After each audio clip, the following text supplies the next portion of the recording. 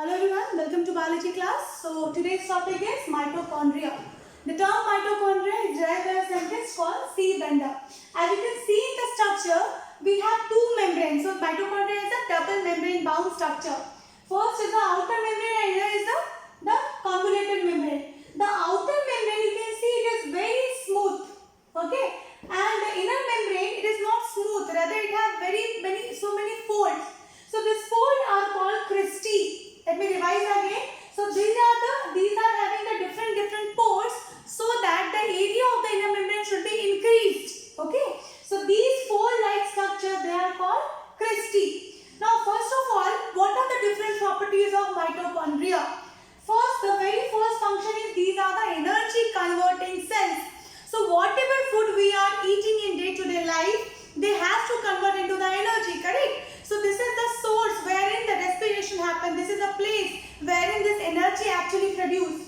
The second point is the site of aerobic respiration. Aerobic respiration actually includes wherein the oxygen molecule binds to the electron molecules and produce the energy. So once your food will get broken down into the smaller part, I'll give you an example. Wheat or carbohydrate that must be converted into glucose. This glucose through glycolysis will be broken down into the pyruvate and then further more broken down happen which further releases electrons and protons. So these electrons in the mitochondria will bind to the oxygen molecule, ultimately releasing the energy. The third important property is the inner membrane is impermeable. See, we talked about what is the permeability of the membrane. So we read that the plasma membrane is semi-permeable. What does that mean? It means it allows certain material inside the cell and won't allow the other materials. So when we say impermeable, so this particular membrane, this inner membrane, the cristae membrane, it does not allow any membrane to enter inside, any particles, any molecules, anything or any enzymes to enter into directly. Why? What is the reason? So there is one phospholipid. This lipid is cardiolipin. So the concentration of cardiolipin is very high in this particular membrane, in inner membrane, and that is the reason the inner membrane is highly impermeable, but the outer membrane is freely permeable. There is certain structures which are called porins. What are these porins? They are the channel which is present in the outer membrane and it allows freely passes of any molecule inside the cell. But that molecule has to be smaller, non-polar size. Next part is the function of the outer membrane is basically the protection and the free passes of the molecule. Now we have matrix. So this area you can see within the cristae, this particular area, these are called the matrix area. Now what does these matrix of the mitochondria contain? These contain double stranded DNA. Now there are two kinds of DNA. So you have heard the name DNA. So one is single stranded. So it will have only one strand. When double stranded means what? It will have a complementary strand. So in mitochondria we have double stranded DNA. See, double stranded DNA, it has actually the genetic information, it is present in most of the organism. Where is the single cellular DNA present? This is present in the viruses. Anyway, we will come to the topic. It also has the mitochondrial ribosome which is 70S. Okay, similar to the bacterial ribosomes. Next is the tRNA. tRNA is a transfer RNA. This helps in the protein formation. So basically you can see they are having their own DNA and ribosomes and tRNA. It means what? There are certain proteins which is prepared inside the mitochondria itself, and that is the reason they are also called as semi-autonomous. Then the question comes that what is mean by semi-autonomous? So there are certain organelles inside the cells such as chloroplast and mitochondria. They produce certain enzyme within its organelle itself, and that is the reason they are called as semi-autonomous or also called as semi-autonomic cell organelles. Next part is in human the size of mitochondria is around 16 kb and in yeast it is 75 kb. So you can see human is so much bigger than that of the yeast. But the size of mitochondria differ in different organisms. Next part, there are something called kDNA. These are the very important questions which is asked in the examination. So be focused. What are kDNA? In trypanosoma, in case of mitochondrial DNA,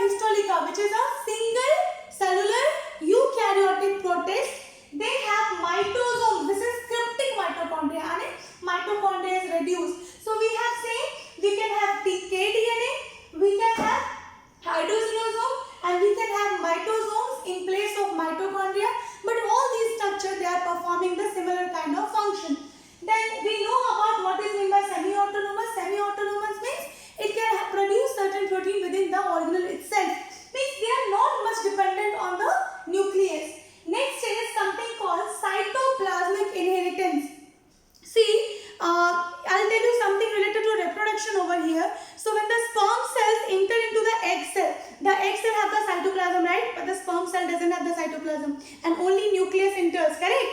So only nucleus is entering within the in the cell which is having everything. What I'm saying is, let's suppose this is my egg cell, this is a nucleus, and these are the mitochondria and every other organelle. So when the sperm cells comes, only nucleus enter, right?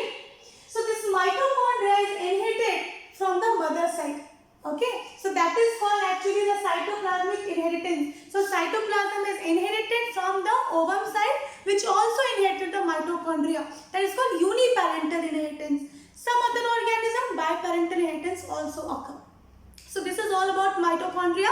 Let us revise fast. What are different topics we have studied? What are different properties? First of all, it has the outer surface, which is very smooth, have the pore, which allow the free entry of molecules. Then the inner membrane, which is highly impermeable. It won't allow anything. Why?